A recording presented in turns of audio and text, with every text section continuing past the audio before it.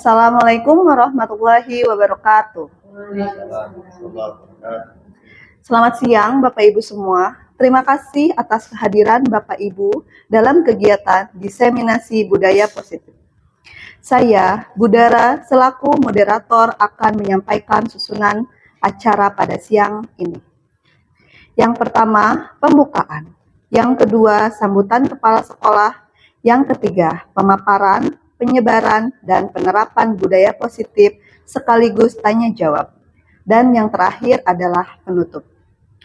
Mari kita buka acara kegiatan pada siang hari ini dengan membaca basmalah. Bismillah. Yang kedua adalah sambutan dari kepala sekolah. Kepada Bapak Yadi Supriyadi kami persilahkan. Bismillahirrahmanirrahim. Assalamualaikum warahmatullahi wabarakatuh. Salam sejahtera buat kita semua.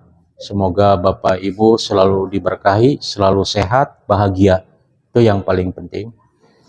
Pertama-tama saya ucapkan terima kasih atas kehadiran Bapak Ibu dalam mendukung kegiatan ini. Pada kesempatan kali ini saya mohon izin untuk memberikan sambutan pada kesempatan ini bahwa ada program dari guru penggerak, yaitu untuk melaksanakan diseminasi tentang budaya positif di sekolah ini.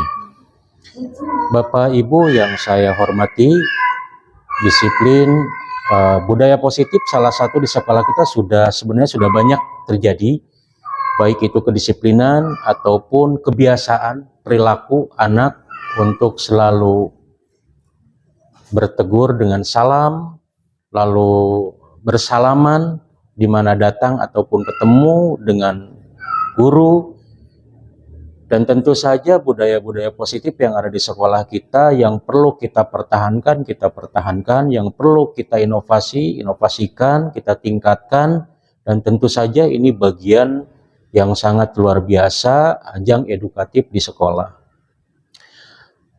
Pak Nostra sebagai peserta ya, guru penggerak, Pak Rifki dan juga Bu Eha, semoga senantiasa dalam kegiatan-kegiatan diseminasi ini bisa lebih memberikan inspirasi untuk sekolah ini.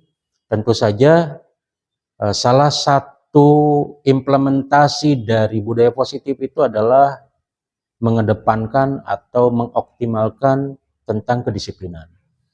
Bahwa disiplin itu sesuatu yang sangat penting untuk setiap insan, baik peserta didik ataupun kita sebagai pendidik dan juga orang-orang yang berada di lingkungan satuan pendidikan sekolah kita. Tentu saja disiplin itu sendiri bukan harus dengan penekanan kekerasan atau juga memberikan semacam hukuman yang berlebihan, tapi semua kita lebih kedepankan ke hal-hal yang sifatnya edukasi. Nah, itu saja barangkali sambutan dari saya. Sekali lagi, ayo budaya positif di sekolah kita kembangkan, kita optimalkan, dan kita lakukan sebaik mungkin untuk agar kita semua tetap bisa menjalankan aturan-aturan yang ada di sekolah ini, sehingga proses belajar mengajar kita itu menjadi proses yang menyenangkan buat kita semua. Tidak hanya peserta didik, tetapi semua warga sekolah yang selalu berada di lingkungan sekolah merasa nyaman dengan selalu kita mentaati aturan-aturan yang ada. Terima kasih atas waktunya yang diperkenankan kepada saya selaku kepala sekolah, memberikan semangat yang luar biasa untuk para peserta guru penggerak. Mudah-mudahan semuanya selalu dalam keadaan sehat, bisa mengerjakan semua sesuai harapan, dan kita semuanya ikut berbangga. Demikian dari saya. Billahi taufiq wal hidayah. Assalamualaikum warahmatullahi wabarakatuh.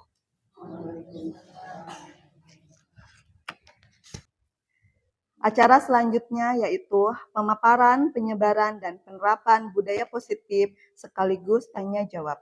Kepada narasumber kami persilahkan. Oke, selamat siang Bapak Ibu semuanya. Salam sejahtera untuk kita semua. Terima kasih ya Bapak Ibu sudah ikut dalam kegiatan diseminasi ini, meluangkan waktunya. Semoga Bapak Ibu sehat selalu. Nah, di dalam kesempatan ini saya akan memaparkan tentang budaya positif yang salah satu tugas dari guru penggerak yaitu modul 1.4. Nah, sedikit gambaran profil dari fasilitator kami yaitu Ibu Titik Puji Rahayu, SSI MPD. Kemudian ada pengajar praktiknya Bapak Otong Hidayat, MPD, dan saya sendiri Nosra Lingkungan SPD, CGP Angkatan 10. Capaian umum modul 1.4 ini memahami konsep pendidikan menurut Ki Hajar Dewantara dihubungkan dengan konsep budaya dan lingkungan positif di sekolah yang berpihak pada murid, melakukan evaluasi dan refleksi tentang praktik disiplin dalam pendidikan Indonesia secara umum untuk mendapatkan pemahaman baru mengenai konsep disiplin positif untuk menciptakan murid dengan profil pelajar Pancasila. Memahami peran sebagai guru untuk membangun budaya positif dengan menerapkan konsep disiplin positif dalam berinteraksi dengan murid. Sedangkan capaian khususnya dapat kita lihat di layar. Nah, ini ada pertanyaan pemantik ya. Apakah Anda setuju dengan, bukan pertanyaan sih ya, pernyataan, maaf, salah tulis nih ya. Pernyataan. Yang pertama itu adalah hukuman dapat mendisiplinkan anak. Yang kedua, pemberian hukuman dengan hal positif seperti membaca atau membersihkan halaman sekolah dapat meningkatkan disiplin anak. Yang ketiganya, memberi penghargaan dapat meningkatkan motivasi belajar anak. Nah, tadi sudah ada videonya. Kemudian, topik dalam eksplorasi konsep. Nah, nanti akan kita bahas semuanya dari mulai 2.1 ini adalah disiplin positif dan nilai-nilai kebajikan universal. 2.2 teori motivasi, hukuman dan penghargaan restitusi. 2.3 keyakinan kelas. 2.4 kebutuhan dasar manusia dan dunia berkualitas. 2.5 restitusi. 5 posisi kontrol. 2.6 restitusi segitiga restitusi. Perubahan paradigma. Nah, ini ada sebenarnya kegiatan praktiknya, kegiatan kepalan tangan. Nah, nanti salah satu Bapak Ibu berdua ya, bisa salah satu dari Bapak Ibu menuliskan hal yang sangat rahasia yang tidak perlu diketahui oleh orang lain. Kemudian kertas tersebut dikepal, lalu ada salah satu teman Bapak Ibu mencoba merayu lah gitu ya, membujuk bagaimana cara agar kepalanya itu bisa dibuka.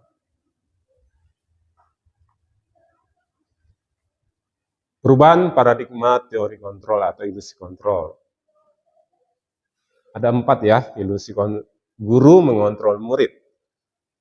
Ilusi bahwa kritik dan membuat orang merasa bersalah dapat menguatkan karakter. Ilusi bahwa semua penguatan positif efektif dan bermanfaat. Yang terakhir, ilusi bahwa orang dewasa memiliki hak untuk memaksa.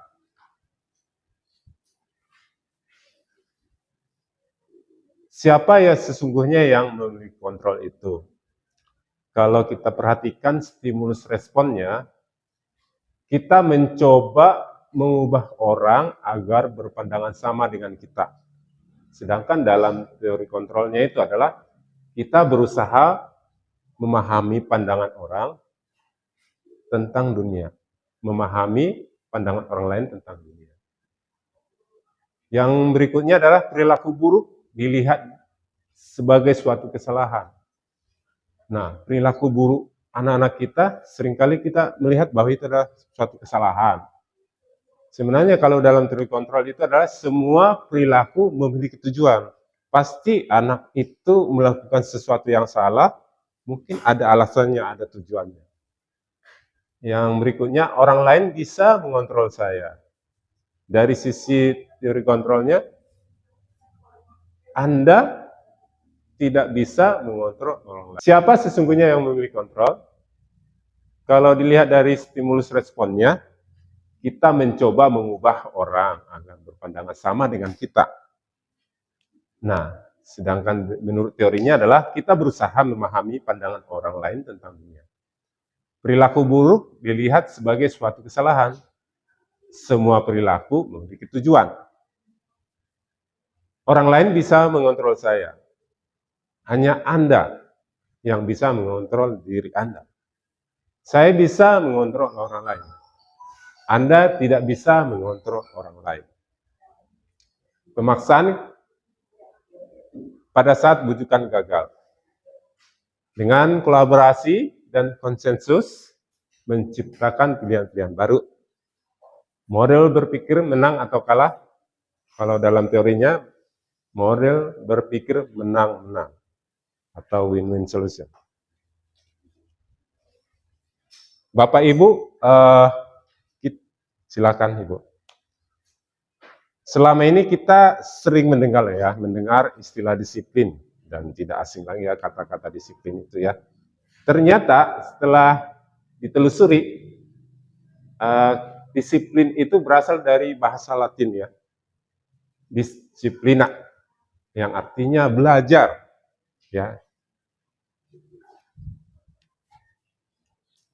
Disiplina atau artinya belajar. Sementara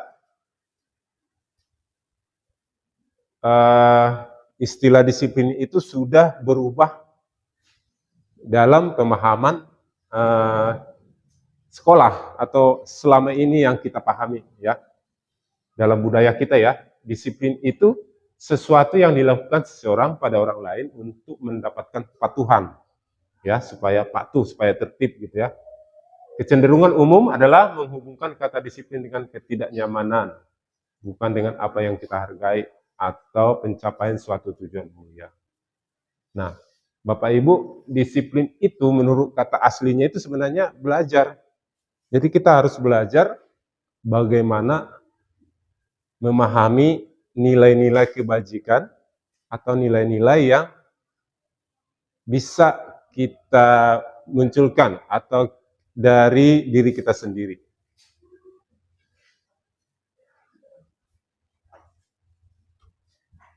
Nah, seperti ini, nilai-nilai kebajikan universalnya.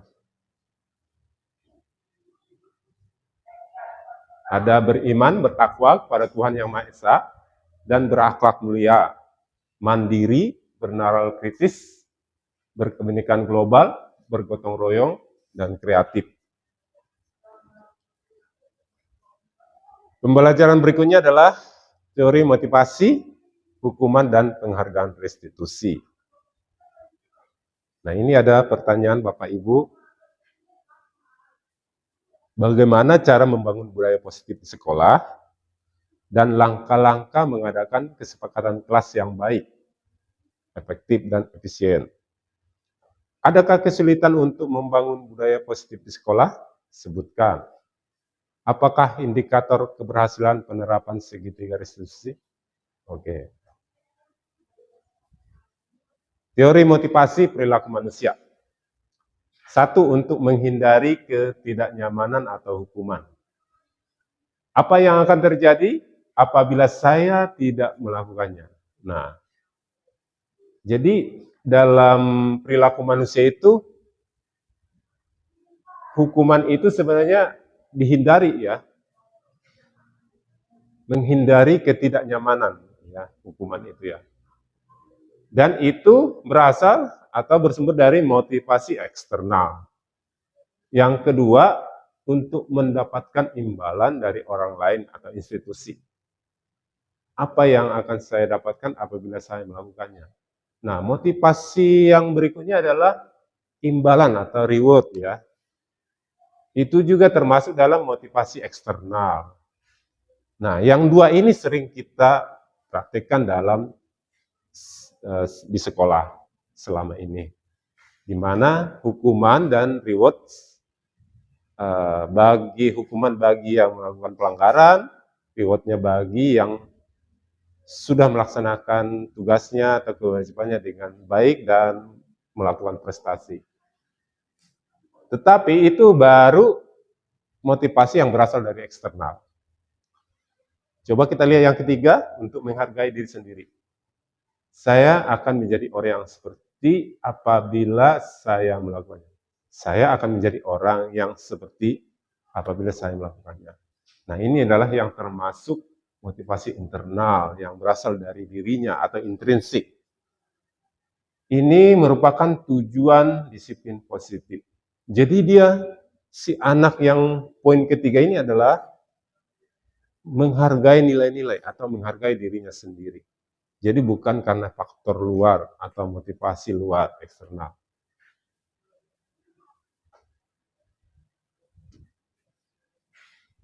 Kalau kita perhatikan filosofi ya, Ki Hajar Dewantara, merdeka itu artinya tidak hanya terlepas dari perintah, akan tetapi juga cakap buat memerintah diri sendiri.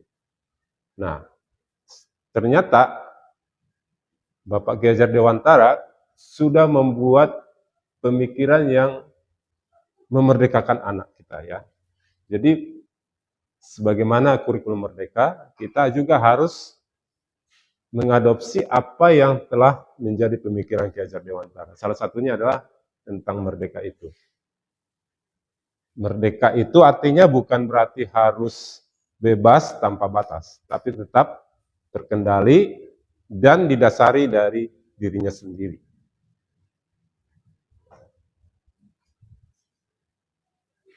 Berikutnya, apa itu restitusi? Restitusi adalah proses menciptakan kondisi bagi murid untuk memperbaiki kesalahan, sehingga mereka bisa kembali pada kelompok mereka dengan karakter yang lebih kuat.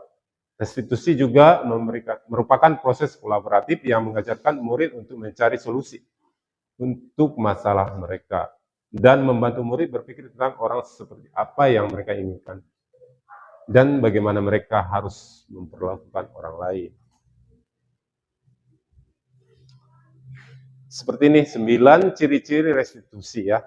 1, bukan untuk menebus kesalahan, namun untuk belajar dari kesalahan. 2, memperbaiki hubungan.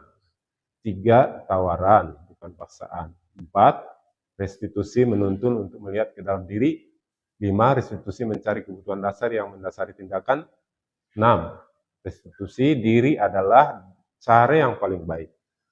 7, restitusi fokus pada karakter bukan tindakan.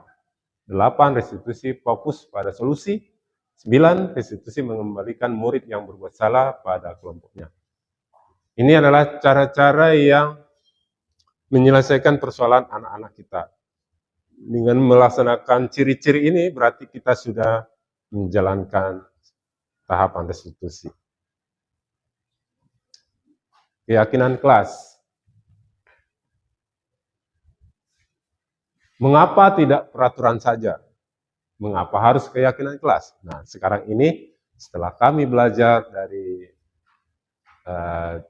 pendidikan guru penggerak ini, kami mengenal namanya keyakinan kelas.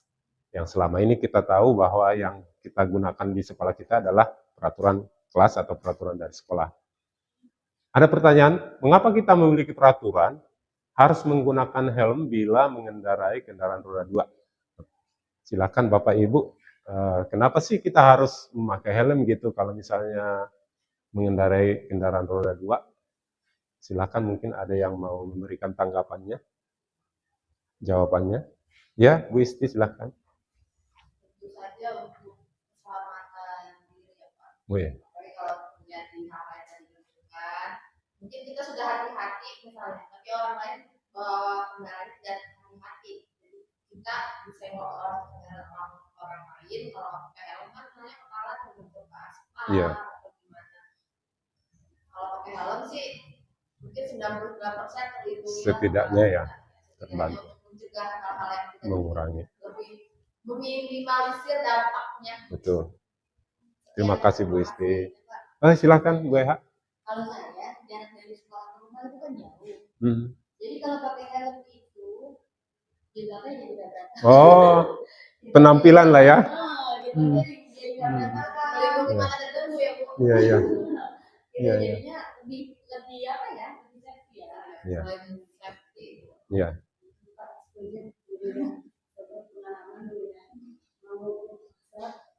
Awalnya nggak mau pakai helm, suami untuk pakai helm Kak, apa sih sepenuh Oh iya, Iya, jadi alhamdulillah itu untuk menjaga keselamatan kita sendiri dari hal-hal itu. Iya, pas jatuh kena kepala, kena helm, itu mah alhamdulillah langsung kami pusing. Ini pengalaman langsung ya, Bu ya. Pengalaman langsung, tapi itu tetap leher sakit kalau helm. iya, kalau ada apalagi Tapi gini misalnya kan, kalau kita lihat di pelosok-pelosok ya, di mana Pak polisinya jarang terlihat kan, pasti kalau lihat di kampung ya, biasanya rata-rata nggak pakai helm, nggak, pokoknya gitu aja polos gitu ya. Nah, ini apa mereka motivasinya karena ada polisi tidak ada polisi gitu kan? Bisa jadi ya. Seandainya ini nih ibaratnya nih ada pertanyaan tambahan nih. Ibaratnya polisi tidak ada yang menjaga nggak ada lagi polisi gitu. Apakah kita tetap memakai helm kira-kira ya? Kayaknya kalau orang tahu keselamatan ya pakai ya.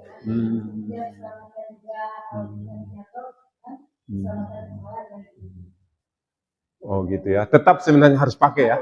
Karena itu tadi ya. Keselamatan itu ya. Nah, benar sekali Bapak Ibu semuanya. Ya, terima kasih. Kemudian ada pertanyaan kedua nih. Ini kayaknya masa Covid nih. Mengapa kita memiliki peraturan 3M ya? Menggunakan masker, mencuci tangan dan menjaga jarak. Nah, ini waktu Covid ya, ada istilah slogan 3M ini ya. Nah, menurut Bapak Ibu, kenapa sih kita harus pakai masker gitu? mencuci tangan dan menjaga jarak. Yang slogannya waktu Covid. Tapi sekarang juga masih ada ya 3M ini. Apakah sekarang juga masih bisa digunakan ini? Kalau saya mau perjalanan jauh ya pakai masker, Mhm. karena kereta masih pakai masker. Kalau sekarang yang harus dari manapun kita emang naik kereta kan Pak? Yang sekarang ya pulang dari mana di pasar tangan ke kanan juga kebiasaan seperti itu. Kalau jaga jarak mungkin agak sekarang udah ada ya kayak Iya. mungkin di kereta juga udah lumayan itu. Tapi bukan karena petugas kereta apinya yang harus pakai masker gitu ya? Oh bukan ya, udah bisa ya. Tapi waktu masa Covid kan kita kalau nggak pakai masker dilarang masuk ya. Nah, seandainya seperti itu, gimana kalau Bapak Ibu? Apakah harus enggak, maksudnya alasannya gitu, kenapa harus pakai masker itu? Apakah karena kita dilarang gitu? Atau seandainya tidak dilarang, apa lepas aja lah gitu? konteksnya masih COVID ya Pak. Ya, misalnya masih Covid. Seandainya tidak dilarang gitu, apakah kita masih pakai masker? Ini masa Covid ceritanya, konteksnya. Pakai Oh tetap. menular. Oh, Kalau menular. masalah kesehatan kayaknya kita mah ada peraturan nggak ada peraturan, kita mah kayak tetap Yes, mantap, menjaga diri gitu. benar sekali. Terutama maaf ya misalkan ada yang bersih memang dari juga kalau kita bersih kan harus Iya. kalau kita pakai masker kan aman. Udah aman lah ya sudah. Soal virus itu ya. Ya, karena kita namanya juga ini ya metro, Ya, kota metro ya yang suka berbauran frekuensi orang-orangnya ya manusianya. Kemudian kita ada pertanyaan berikutnya, mengapa kita memiliki peraturan harus datang tepat waktu? Nah ini di kita nih di sekolah nih, peraturan harus datang tepat waktu pada saat mengikuti sekolah lah, kita gantilah jangan pelatihan. Nah kalau kita setiap hari kan harus tepat waktu ya. Kenapa sih harus peraturan, ada peraturan itu gitu? Kalau telat memang kenapa sih gitu? dan pembelajaran ya. Kira-kira apa ruginya gitu? Maksudnya kenapa sih harus tepat waktu? Misalnya kita kan jam 7 ya. Kenapa sih harus sebelum jam 7 kita udah di sini? Alasannya kira-kira. Apa takut misalnya kan diperhatikan Bapak Kepala, oh Bu Ade ini sering telat nih padahal rumahnya dekat misalnya. Kali pas sebelum memilih data kita kan harus menyambut anak. Iya. Ya anak senang kayaknya kalau misalnya boleh dulu. Yang kedua kita kan memberikan teladan ya ke anak. Oh memberikan teladan. Kita datang duluan. Yang ketiga Kalau Bapak Ibu yang lain mungkin ada alasannya pasti kan. Kenapa sih kita harus tepat waktu? Dalam arti sebelum jam 7 kita udah di sini. Alasannya apa gitu? Atau Kalau karena peraturannya gitu? ya selain itu mungkin lebih ke menunjukkan seorang itu mempunyai tanggung jawab atau tidak. Karena kalau kita sudah diberikan tanggung jawab, otomatis kalau kita sadar akan tanggung jawab itu kan pasti kita akan melaksanakannya dengan penuh niat tanggung jawab. Jadi dilihat dari kalau dia orang yang tepat waktu, berarti kalau datang tepat waktu, berarti kalau dia diberi tugas, dia juga pasti mengerjakan tugasnya pada tepat waktu. Jadi berarti pasti dia orangnya bertanggung jawab. Jadi lihatnya kayak gitu. Tanggung jawab, ya. Benar sekali. Bu Eha, ada masukan? Kira-kira pertanyaan ini agak, soalnya ini di kita selalu pasti ini. Kenapa sih? Orang-orang yang ini bisa jadi loh, santai aja sih. Bisa aja, yang tidak harus disiplin gitu. Itu dilihat dari tadi tanggung jawabnya, karena kita punya tanggung jawab kan. Kalau misalkan kita nggak ada, belum nggak ada, terus gimana gitu kan? Ribut, rame, ada yang Enggak, misalnya maaf. Saya potong. Misalnya nih, kita bersepakat nih, sekolah kita guru-guru, tidak ada peraturan, artinya mau jam 7, jam 8, jam 9, boleh gitu misalnya, dibebaskan tanpa ada hukuman. Kira-kira dampaknya apa gitu? Artinya sesuka hati datang gitu. Kacaunya seperti apa? Yang beratur yang itu yang ada yang mengarahkan ada peraturan sih, kalau tidak ada peraturan masing-masing orang menganggap dirinya benar. Oh, nggak ada peraturan, saya bisa jam 7, terus orang lain ya, saya datang jam 8, jam 9. Jadi kalau nggak ada peraturan itu dia memiliki kebenarannya masing-masing. Jam 7 ya udah, jam 8 ya udah. Iya, benar sih Bapak Ibu. Selain tanggung jawab tadi itu ya, bahwa sebenarnya kita akan merugikan diri sendiri dan orang lain jika kita tidak tepat waktu. Katakanlah peraturannya ada. Nah, contoh kita terlambat nih, masuk ke kelas kan waktu kita ketukan mau masuk kan kita sudah mengganggu saat guru sedang mau menyampaikan materi gitu kan. Nah, itu kan udah merugikan anak-anak juga, terus konsentrasi atau fokusnya anak juga udah terganggu karena kita datang, mungkin jadi malah bulian dan segala macam karena kita terlambat. Jadi menimbulkan kerugian untuk orang lain tentunya. Selain tadi ya, tidak bertanggung jawab. Oke, udah benar Bapak Ibu semuanya. Kita next. Nah, ini ada peraturan kelas ya. Peraturan kelas, ada keyakinan kelas. Kalau kita lihat lingkarannya itu semakin dia luas, lingkungan positif, semakin luas lagi, dan paling luas adalah budaya positif. Nah, budaya positif inilah yang sebenarnya tujuan kita. Dengan lingkungan yang positif, dengan keyakinan kelas yang sudah tersusun dengan baik, yang disepakati bersama, maka akan tujuan mencapai budaya positif itu akan ada. Nah, di sini juga ada kesepakatan kelas, contoh ya dari unit kerja lain, misalnya dari TK Dharma Wanita Persatuan 1. Ada kesepakatan kelas seperti ini. Datang tepat waktu, mengucapkan salam, menjaga kebersihan sekolah, berdoa sebelum dan sesudah kegiatan, aktif dalam pembelajaran. Ada tertib ya, tertib. Kemudian yang contoh yang B, kesepakatan kelas, kami guru dan murid yang saling menyayangi, kami murid yang semangat belajar, kami murid yang peduli dengan teman-teman. Dari kedua kesepakatan kelas ini, yang manakah yang merupakan keyakinan kelas? Kira-kira mana ya Bapak Ibu ya? Dari A atau B gitu ya, yang menjadi keyakinan kelas? yang B ya. B ya. Nah memang keyakinan kelas itu masih belum familiar ya untuk kita. Nah mungkin ini bisa jadi momentum kita ya dari teman-teman guru penggerak untuk mensosialisasikan penggunaan istilah keyakinan kelas ini. Selanjutnya adalah kegiatan pendalaman keyakinan kelas. Nah seperti inilah gambaran terkait kegiatan pendalaman keyakinan kelas menggunakan tabel T dan Y ya. Nah ini yang dimaksud tabel Y seperti itu. Ini yang tabel T ya. Oke, next. Nah ini, kalau kita ingin membedakan ya peraturan dengan keyakinan kelas. Selama ini kan kita peraturannya selalu mengembalikan buku ke tempatnya. Ini udah positif nih ininya kalimatnya, selalu kembalikan buku ke tempatnya.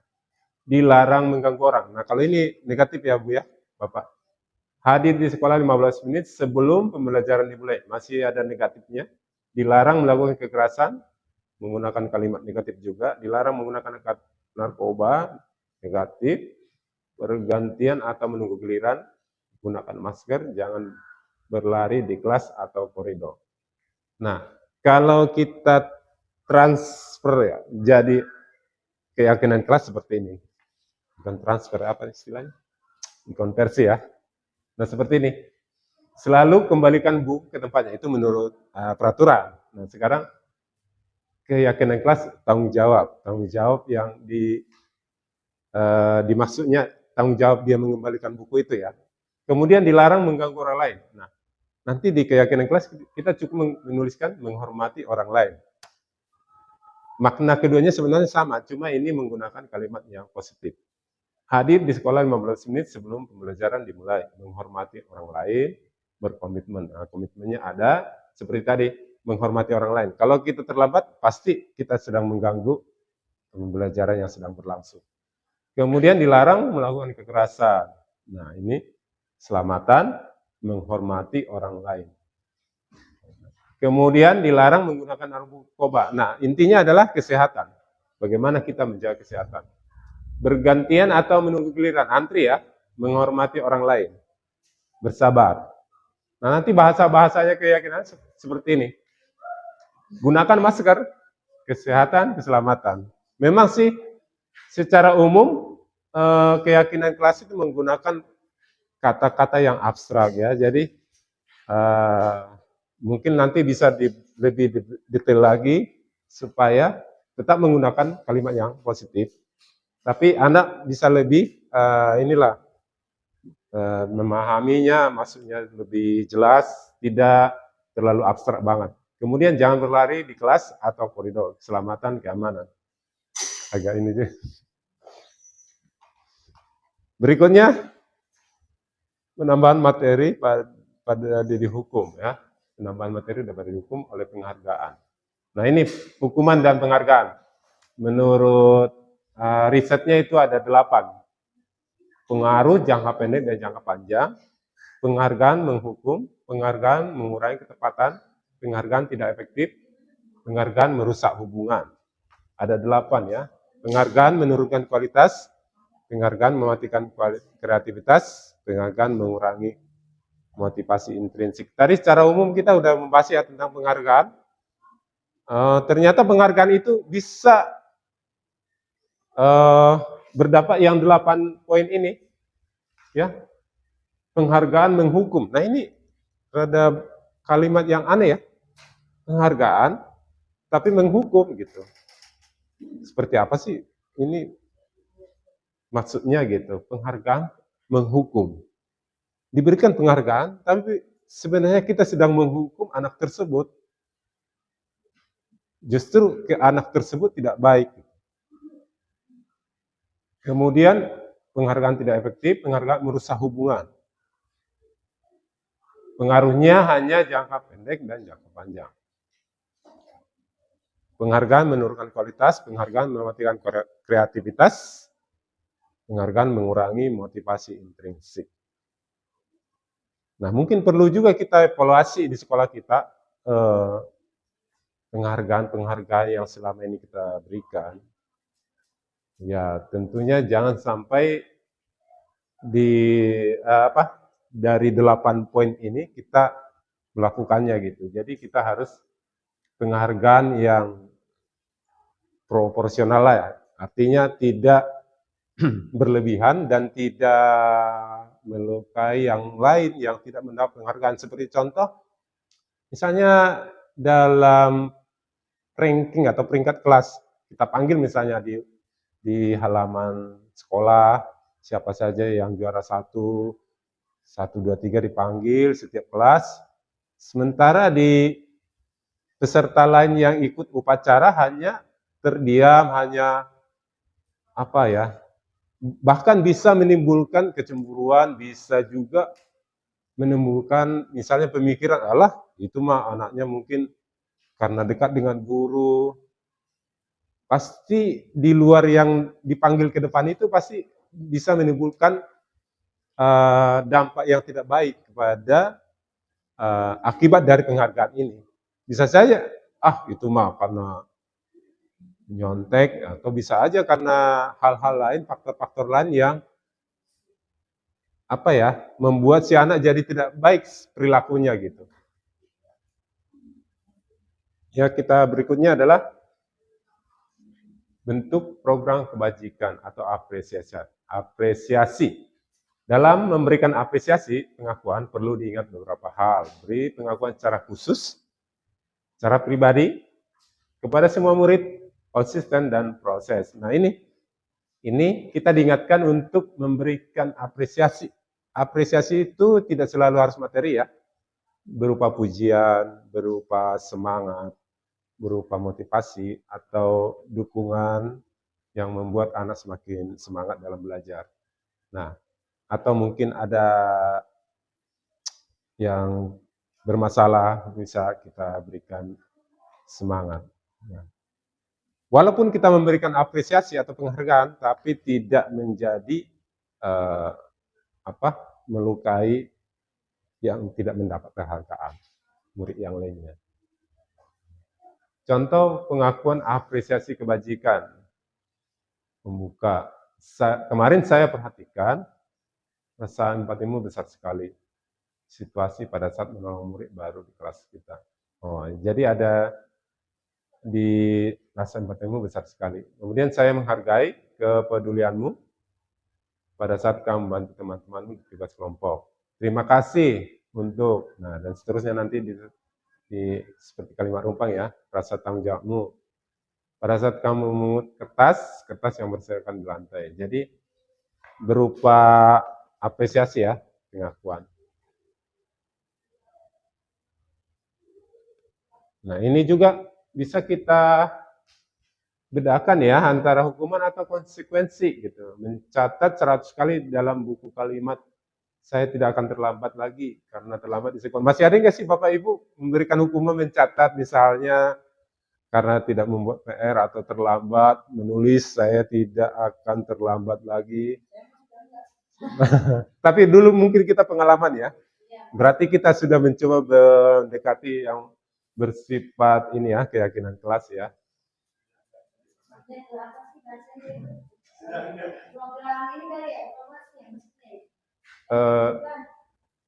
Misalnya nih ada yang iya, biasanya BP ya. Iya. Kalau di kita kan masih guru kelasnya ya yang menangani. Mencatat 100 kali, mungkin ada pernah kita mengalami. Kalau menulis apa yang ditulis Bu waktu itu? Hukumannya? Apa bacaan tertentu atau pokoknya menulis saja dihukum ya. Kemudian ada lari mengelilingi. Nah, ini masih fisik nih, lari. Oh ya, yang pertama dulu, mencatat 100 kali, saya tidak akan terlambat lagi, dan karena terlambat ke sekolah. Kira-kira itu hukuman atau konsekuensi? Menurut Bapak Ibu? Pilihannya hukuman apa konsekuensi?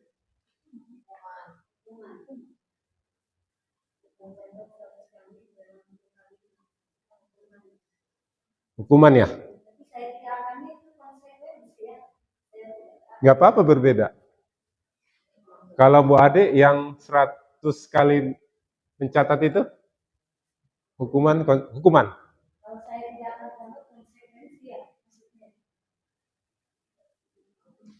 Saya tidak akan terlambat lagi. Konsekuensi? Oh, bukan hukuman ya? Hingga ini satu ini nih. Ini hukuman. Oke, gitu maksudnya. Kemudian yang kedua, lari mengelilingi lapangan basket 2 kali karena terlambat hadir di sekolah. Sama hukuman. Oke. Murid minta untuk push up 5 15 hari karena tidak menggunakan masker ke sekolah. Hukuman ya, mengganti kertas tugas teman yang telah dicoret-coret. Konsekuensi. Hukuman, konsekuensi ya. Oke. Membersihkan tumpahan air di meja tulis karena tersenggol pada saat belajar. Hukuman apa konsekuensi? Membersihkan tumpahan air di meja tulis karena tersenggol. Iya, tersenggol. Apa tubuh murni? Konsekuensi, sama ya. Oke, murid disuruh untuk mengenakan sepatu seharian di sekolah karena tidak mengenakan sepatu hitam. Murid disuruh untuk mengenakan sepatu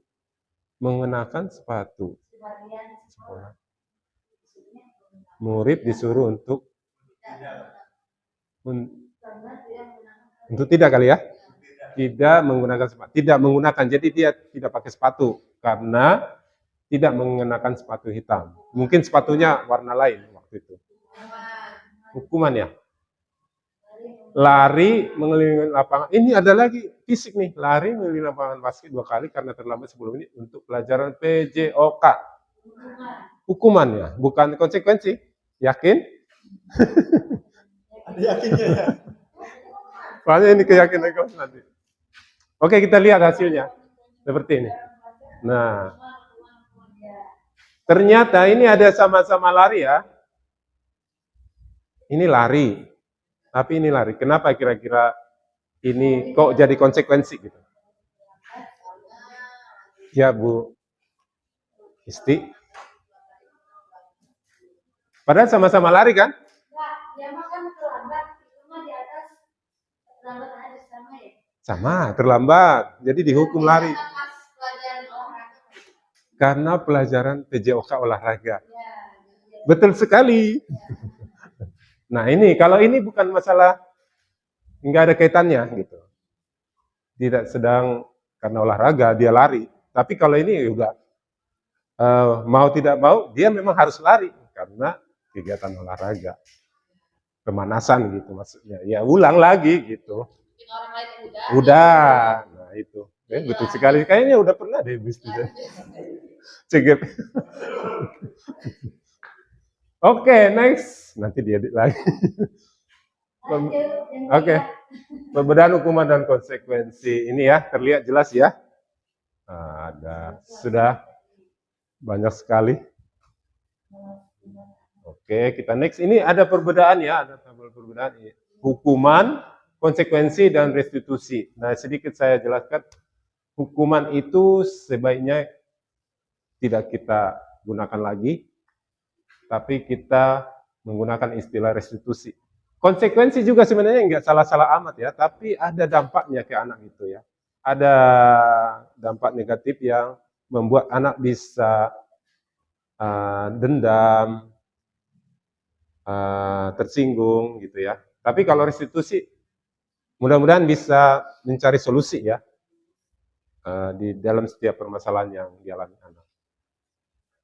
Pembelajaran berikutnya adalah kebutuhan dasar manusia dan dunia berkualitas. Kebutuhan dasar. Nah ini ada 5 ya.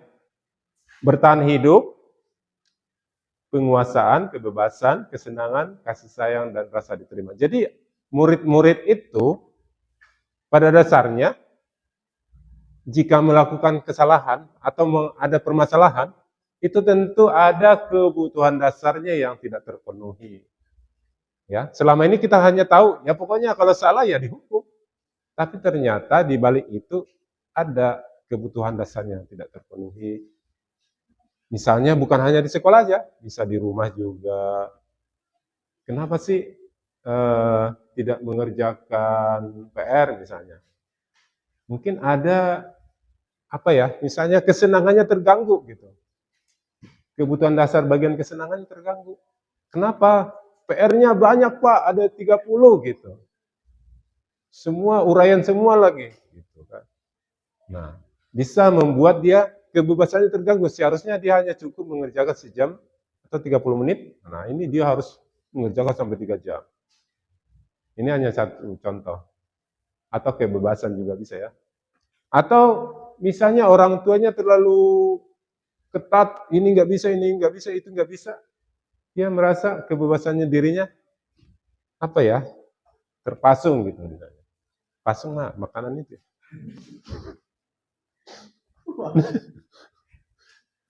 Oke, ada nih. Ini kira-kira dari 5 kebutuhan dasar tadi. Ibu guru bilang, aku tidak boleh bersenandung sewaktu mengerjakan tugas. Katanya, kelas harus tenang, tidak ada suara. Padahal aku suka dan senang menyanyi. Ada yang nggak beri kita suka tiba-tiba nyanyi gitu. Padahal nggak kita suruh nyanyi. Ada ya, kadang ya. Nah, kira-kira tiba-tiba kita larang gitu. Anak itu kita larang, jangan nyanyi. Ini lagi belajar. Ada aja kan tiba-tiba nyanyi gitu ya. Dia mungkin teringat selintas lagu apa gitu. Gitu ya. Nah, dia nyanyi. Kira-kira kita lihat yang tadi. Yang ini. Kebutuhan dasar yang mana yang dibatasi oleh guru tersebut. Ibu guru tersebut. Penguasaan, kebebasan, kesenangan, kasih sayang, dan rasa diterima. Kira-kira mana yang tidak terpenuhi oleh anak tersebut? Kesenangan. Betul sekali, kesenangan. Kebebasan antara kesenangan bisa masuk dua-duanya juga. Kok saya tidak bisa nyanyi, kira-kira gitu kan? Memang tempatnya mungkin kurang tepat, tapi setidaknya ada yang apa? Kebutuhan dirinya itu ditahan gitu ya. Ibu guru tidak menyapa aku hari ini, padahal aku pakai jepit rambut. Nah, ini kira-kira dari yang 5 tadi. Ulangi ya soalnya. Ibu guru tidak menyapa aku hari ini, padahal aku pakai. Nah, dia udah berdandan dari rumah, udah cantik misalnya. Pas mau masuk salaman dengan bu gurunya, kok dicuekin biasa aja gitu. Kasih sayang. Rasa diterimanya ya, benar ya, kasih sayang. Benar sekali. Wah, ini guru cara bergerak. Aku bosen, masa belajarnya begitu-gitu aja, dengerin ibu guru aja. Oke, siap. Hebat sekali. Nah, ini kalau anak bosan sama kita nih, kira-kira apa yang kehilangan kebutuhan dasar mana nih?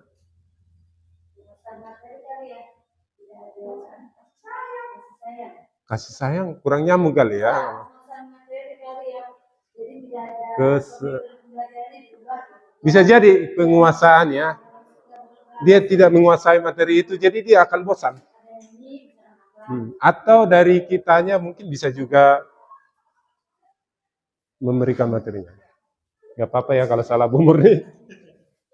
Next, aku sebenarnya gambarku tidak rapi. Malah ibu guru nunjukin ke teman-temanku di depan kelas. Nah, ini gambarnya jelek. Sebenarnya mau ngebully anak nih. Tuh, lihat tuh, jelek banget tuh. Kira-kira yang mana nih? Kasih sayang dan rasa diterima ya. Oke. Nah, ini sebenarnya jawabannya. Kesenangan. Oh, ini beda lagi ya? Beda ini, beda. Nah, inilah contoh-contohnya ya, Bapak Ibu. Oke, ada 5 posisi kontrol. Nah, ini penting banget nih Bapak Ibu. Sambil bekerja, sambil memperhatikan. Ada 5 posisi kontrol. Ya. Penghukum, pembuat orang merasa bersalah, teman, pemantau, manajer. Nah, mana sajakah yang sudah pernah kita posisi ini dari 5 ini? Apakah semuanya atau ada 4 atau 3 atau semuanya gitu? Seringan mana itu dulu? Seringan dari 1 sampai 5. Kita penghukum, membuat orang bersalah, teman, pemantau. Maksudnya gini, penghukum itu kalau ada yang salah ya kita hukum karena salah. Itu penghukum. Membuat orang merasa bersalah gini. Misalnya ada melakukan kesalahan. kamu jangan mempermalukan ibu, nanti bapak kepala sekolah marahin ibu, gitu misalnya. Tolong dong, sepatunya jangan warna coklat, kan bapak nanti ditegur, gitu. Itu merasa bersalah tuh. Teman, gitu. Jangan dong gitu. Iya, kok pakai sepatu yang warna bukan hitam sih? Halo, teman? Nah, gitu. Pokoknya agak akrab gitulah. Pemantau. Nah, ini pemantau ini hanya mengingatkan saja bahwa anak itu sudah salah, sudah melanggar peraturan. Kalau manajer nanti dia ada, maksudnya ada tahap-tahab bagaimana cara menyelesaikan masalah. Bisa menggunakan nanti segitiga restitusi. Nah, manajer inilah sebenarnya harapan kita ya, harapan semua guru, di mana kita bisa nanti mengajukan pertanyaan-pertanyaan, apa yang kita yakini, menguatkan pribadi, meletakkan dirinya sebagai individu yang positif, bagaimana cara memperbaiki keadaan, dan mengevaluasi diri. Nah, ini nanti namanya segitiga restitusi yang sedang digunakan oleh si manajer. Nah, pasti di antara ini kita sudah pernah mengalami penghukum, sudah pernah membuat orang merasa bersalah. Bu Murni pasti pernah kan membuat orang merasa bersalah, muridnya kali ya? Pasti itu. Nanti ibu dimarahin Pak Kepala gitu. Kata Bu Ani. Si Torik gimana? Si Torik ya. Nanti ibu dimarahin mama gitu. Enggak ya? Oh, Oke, next. Nah ini contoh-contoh yang tadi 5 posisi itu. Saya kecewa sekali dengan kamu. Nah, kita membuat anak itu merasa bersalah karena si guru kecewa dibuatnya. Kamu tidak pernah benar melakukannya, kita hukum. Ayolah, lakukan demi ibu atau bapak. Nah ini teman nih agak lebih akrab. Apakah kamu mau mendapatkan stiker bintang hari ini? Pemantau. Nah ini, kita juga sering pemantau ya. Ayo, yang mau dapat stiker nih hari ini. Gitu. Bagaimana kamu bisa menyelesaikan masalah ini? Nah ini, si manajer ini sebenarnya memberikan alternatif atau solusi yang mungkin ada cara lain gitu. Jadi tidak harus peraturan itu yang harus terjadi gitu. Mungkin diobrolkan, dicari solusi. Sebenarnya bisa dikerjakan, hanya mungkin ada cara lain gitu ya. Kamu selalu yang paling terakhir. Nah, hukuman lagi. Ini bahasa-bahasa seperti ini biasanya kita akan masuk posisi-posisi seperti yang di layar. Bergerak antara peraturan memantau konsekuensinya dia. Nilai-nilai manajer memperbaikinya. Oke, selanjutnya. Nah ini Bapak Ibu yang menjadi salah satu tugas ya guru penggerak yang akan disosialisasikan untuk teman-teman Bapak Ibu bagaimana segitiga restitusi itu. Yang pertama itu adalah menstabilkan identitas. Ya, di mana setiap orang pasti pernah melakukan kesalahan. Ini bahasa-bahasa kalimatnya biasanya kamu bukan satu-satunya yang pernah melakukan ini. Jadi distabilkan dulu, jangan menyudutkan anak itu sudah bersalah. Itu kita coba dulu seperti memposisikan dirinya, kita juga pernah mengalami hal yang sama. Kemudian validasi, ya validasi kebutuhan. Kamu tentu punya alasan mengapa melakukan itu. Nah kita mulai ngobrol, bertanya, mengapa sih kamu melakukan itu? Pasti ada alasannya dong. Adakah cara yang lebih efektif untuk mendapatkan apa yang kamu butuhkan? Mungkin ada cara lain. Apa yang harus kita lakukan gitu ya. Kemudian menanyakan keyakinan. Nah, di sini baru mulai kita pastikan nilai-nilai apa yang telah kita sepakati. Kamu ingin menjadi orang seperti apa? Jadi, kita berikan dia berpendapat, sebenarnya niatnya baik apa tidak. Dia yakin nggak sih melakukan kesalahan itu, atau hanya karena ada faktor apa gitu ya. Jadi, kita yakinkan dia supaya tidak melakukan kesalahan-kesalahan itu lagi gitu. Nah, di sini juga ada penjelasan ya, disiplin positif. Next. Oke, demikianlah Bapak Ibu pemaparan dari saya terkait budaya positif ini. Semoga kita nanti bisa mengimplementasikan di sekolah kita juga. Atas partisipasi, dukungan dari Bapak Ibu sudah berkenan mengikuti seminar ini. Terima kasih. Selamat siang. Yang terakhir adalah penutup. Mari kita tutup kegiatan diseminasi budaya positif pada siang hari ini dengan membaca hamdalah. Alhamdulillah. Sekian acara diseminasi budaya positif pada siang hari ini. Semoga membawa manfaat untuk kita semua. Sekian, wassalamualaikum warahmatullahi wabarakatuh.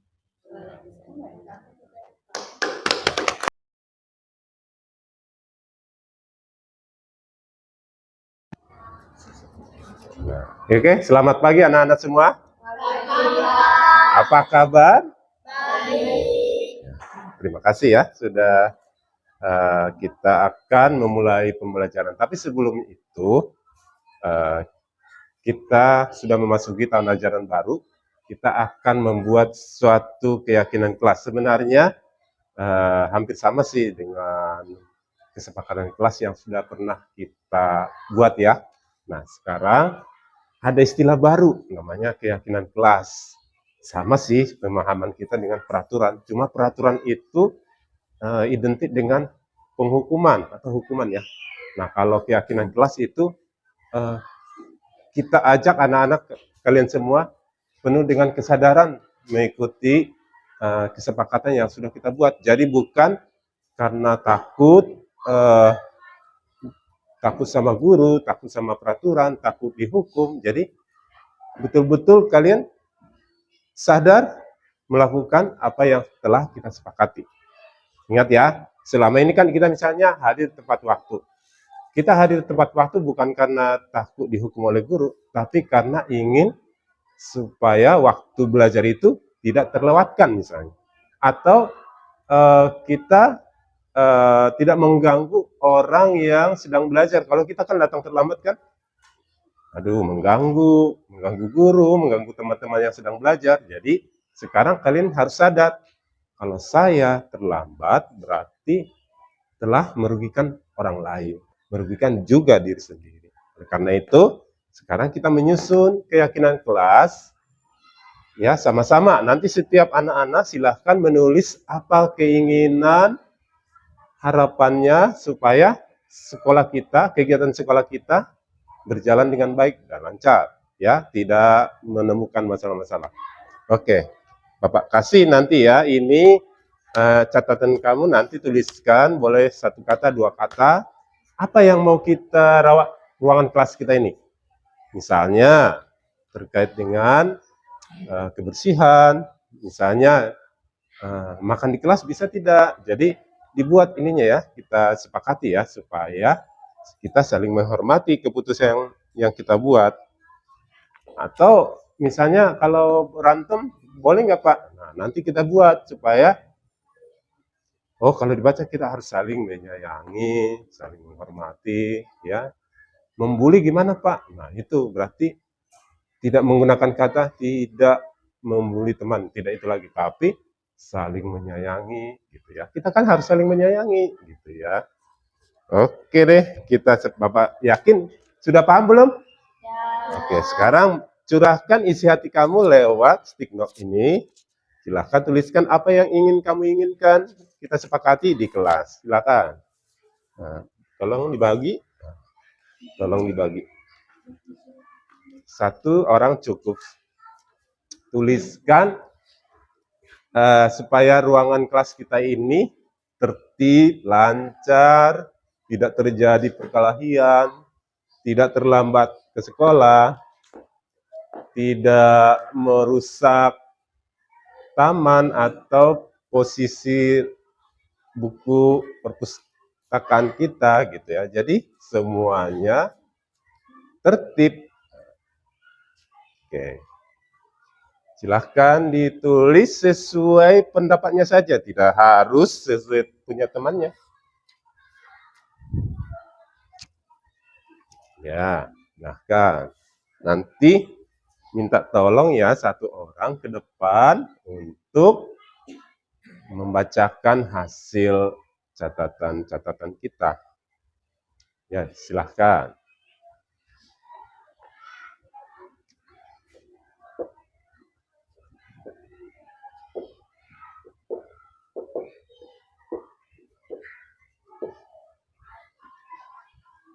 Kalimatnya nggak usah terlalu panjang. Misalnya menghormati, menyayangi, menjaga kebersihan, menolong, membantu, ya, peduli dengan teman, gotong royong. Silahkan kamu ungkapkan, tidak usah terlalu banyak kalimatnya. Nanti kita sama-sama ya. Setelah nanti ini sudah kita simpulkan menjadi suatu keyakinan kelas, kita semua harus bertanda tangan, ya.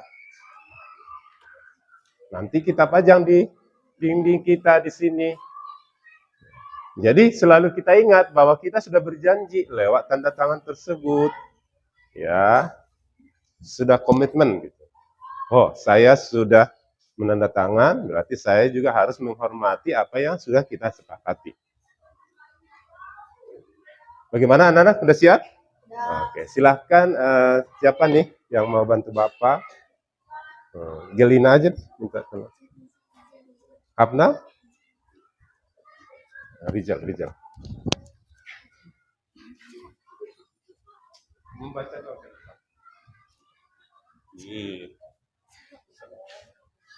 Tolong bantu Bapak. Silakan teman-teman.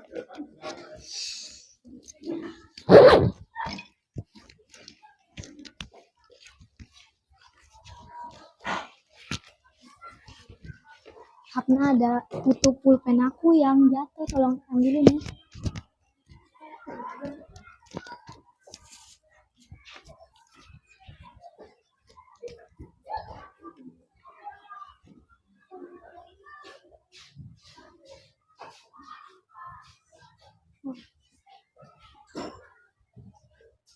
Nah, kali masih ada. Masih ada. Tapi nanti masih jawabannya.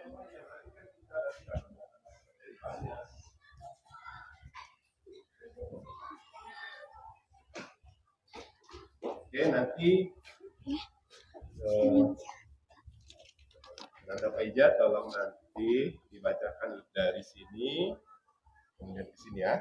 Bacain aja semuanya. Baca dengan keras biar didengarkan oleh teman-teman. Silakan. Tidak membuang sampah di taman, melakukan Membuang sampah ya, berarti menjaga kebersihan. Nah, kita menggunakan kalimat positif ya. Lanjut yang tadi Mas. melakukan piket kelas. Piket kelas dengan menjaga kebersihan sama ya. Supaya kita. Oke. Melalui piket. Apalagi tadi yang pertama tidak membuang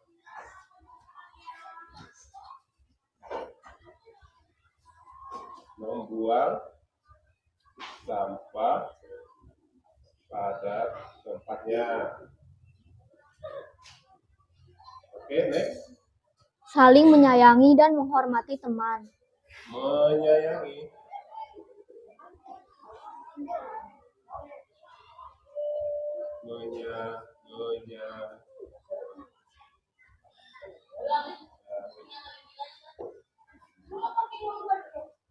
Apalagi? Supaya tidak terlambat ke sekolah, kita harus bangun tepat waktu. Hadir tepat waktu. Hadir. Oke, sudah. Nah, istilahnya tertib. Ya. Tertib seperti hadir tepat waktu. Apalagi bacakan. Tidak boleh makan di kelas. Menjaga kebersihan Sudah ada? Oke, next. Saling menolong saat teman kesulitan. Saling menolong, betul. Saling menolong. Apalagi? Datang tepat waktu. Tertib. Saling menghormati dan menghargai sesama guru dan teman. Saling menghormati. Menghormati. Apalagi? Membawa perlengkapan sekolah dari rumah. Tertib. Membawa perlengkapan ke sekolah. Perlengkapan alat tulis. Apalagi? Menjaga kebersihan kelas. Menjaga kebersihan kelas. Oke, next. Saling menolong, saling menyayangi satu sama lain. Menyayangi, saling menolong. Menyayangi sudah. Menolong sesama teman. Menolong sudah. Bergotong royong membersihkan kelas. Bekerjasama. Bekerjasama. Gotong royong. Apalagi? Menjaga kebersihan kelas. Menjaga kebersihan kelas. Oke, next. Berteman dengan siapa saja. Berteman, saling menyayangi. Oke. Menjaga kebersihan kelas maupun lingkungan sekolah. Oke. Disiplin saat jam pelajaran. Disiplin. Disiplin belajar. Oke. Lalu Saling menghargai. saling menyayangi, saling menghargai. Oke. Menghargai. Saling menyayangi. Saling menyayangi. Oke. Menjaga kebersihan lingkungan sekolah. Menjaga kebersihan lingkungan sekolah. Oke. Menyiapkan perlengkapan sekolah. Menyiapkan. Tertib. Sudah. Apalagi? Saling tolong menolong. Menolong. Saling menolong. Oke, sudah ada. Saling menghormati dan menghargai. Menghormati, menghargai. Sudah. Membawa alat tulis atau peralatan sekolah dari rumah. Tertib. Saling tolong menolong atau membantu. Membantu. Sudah. Oke. Datang tepat waktu. Datang tepat waktu, yaitu disiplin. Tidak membuli. Tidak. Saling menyayangi. Ya. Apalagi? Udah. Sudah habis? Iya. Oke. Jangan. Oke, duduk. Silakan duduk.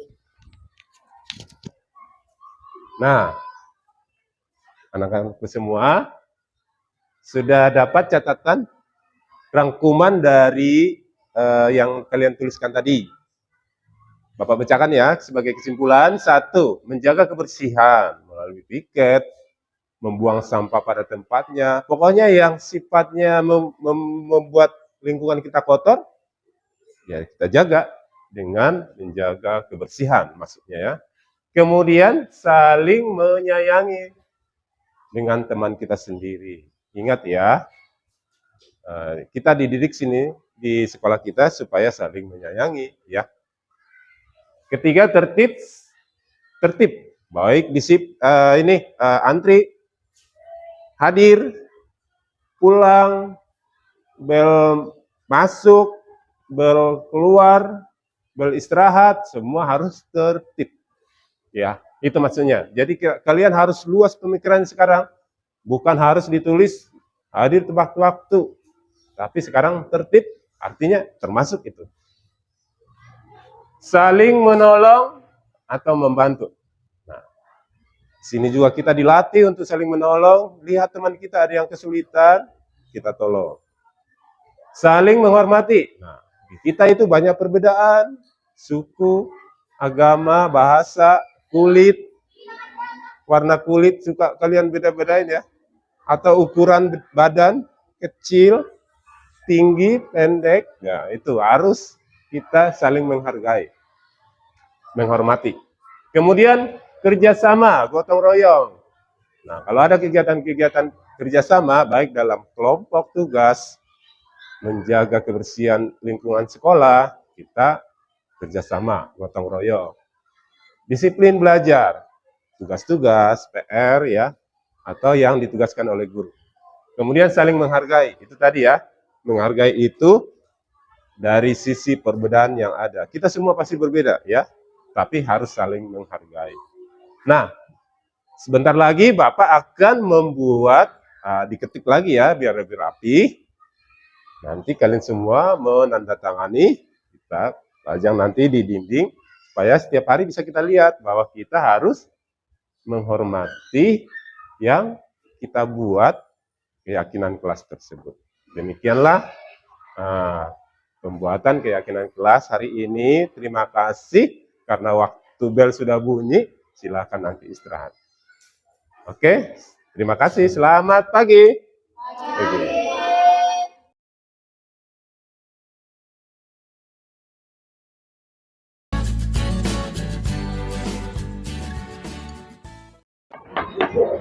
Selamat pagi, Pak. Selamat pagi, Nak Beja, silakan masuk. Nak Beja, terima kasih ya sudah datang atas panggilan Bapak. Apa kabar Nak Beja? Baik, Pak. Kira-kira tahu tidak kenapa Nak Beja Bapak panggil? Belum tahu, Pak. Setelah Bapak memeriksa PR kalian, ternyata Nak Beja belum mengerjakan PR. Benar, Pak. Saya lupa. Oke, tidak apa-apa. Bapak dulu juga pernah mengalami hal yang sama. Bapak lupa buat PR. Apakah Nak Beja tahu bahwa PR itu perlu dikerjakan? Iya, Pak. PR itu memang penting untuk dikerjakan. Baik, tentu Nak Beja tahu bahwa Nak Beja punya alasan mengapa tidak mengerjakan PR. Iya, Pak. Kemarin saya sangat mengantuk karena habis lomba sehingga saya merasa capek. Ya, wajar memang. Nak Beja tidak keburu atau capek, jadi tidak sempat mengerjakan PR yang telah Bapak tugaskan. Iya, Pak. Saya mengakuinya bahwa itu salah. Oke, untung Nak Beja masih peduli dan masih ingat bahwa PR itu penting untuk dikerjakan. Iya, Pak. PR itu memang penting untuk mengetahui sejauh mana saya memahami materi. Oh ya, Nak Beja tahu tidak? Kalau tidak mengerjakan PR berarti tidak sesuai dengan keyakinan kelas yang telah kita sepakati. Iya, Pak. Tidak sesuai. Kalau begitu, apa yang Nak Beja harus lakukan? Saya harus mengerjakan PR tepat waktu. Baiklah, Ananda Beja, bersediakah memperbaiki sikap dan tidak mengulanginya lagi? Saya bersedia, Pak, dan saya tidak akan mengulanginya lagi. Baiklah, Nak Beja, tetap semangat belajarnya. Ingat ya, lain kali kalau ada PR, segera dikerjakan dan tepat waktunya. Baik, Pak, saya berjanji. Baik, terima kasih Nak Beja sudah datang bertemu dengan Bapak. Semangat ya belajarnya.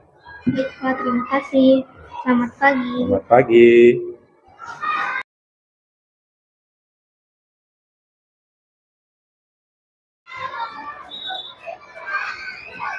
Selamat siang, Pak. Apa kabar Nak? Baik, Pak. Kira-kira tahu tidak kenapa Nak Jaki Bapak panggil ke sini? Belum tahu, Pak. Bapak mendapat informasi kalau Nak Jaki itu berantem di kelas. Apa betul? Benar, Pak. Oke, tidak apa-apa. Dulu juga Bapak pernah melakukan hal yang sama, berkelahi dengan teman. Tapi tidak apa-apa, tenang. Kita nanti cari solusinya.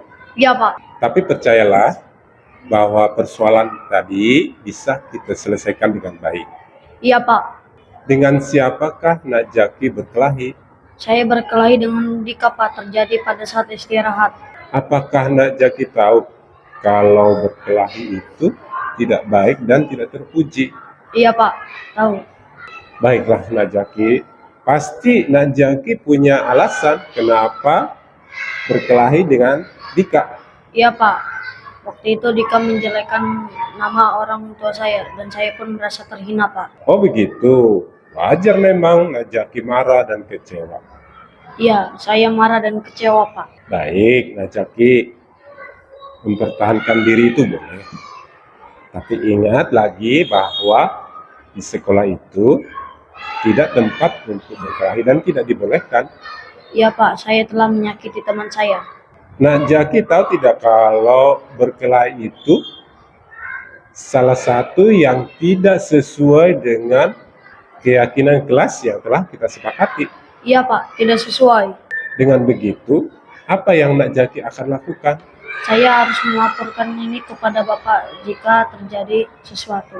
Baiklah Nak Jaki, bersediakan Nak Jaki untuk memperbaiki sikap dan tidak mengulangi perbuatan itu lagi. Bersedia Pak, dan saya tidak mengulanginya lagi.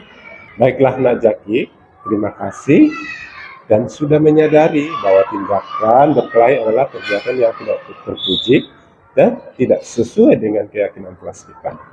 Baik Pak, saya sudah menyadarinya. Baiklah Nak Jaki, terima kasih sudah mau berbincang-bincang dengan Bapak. Semoga Nak Jaki berteman dengan baik ya dengan rekan-rekan di kelas dan hindari perkelahian. Ya, baik Pak, terima kasih. Oke, terima kasih. Selamat siang Nak Jaki. Selamat siang. Silakan kembali. Assalamualaikum warahmatullahi wabarakatuh. Nama saya Faiza.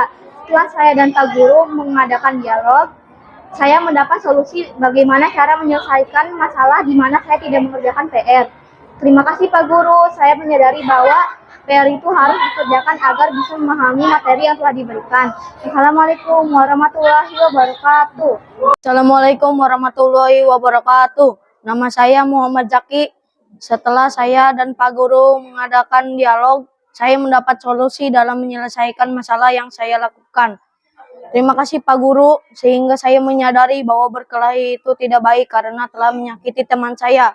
Assalamualaikum warahmatullahi wabarakatuh.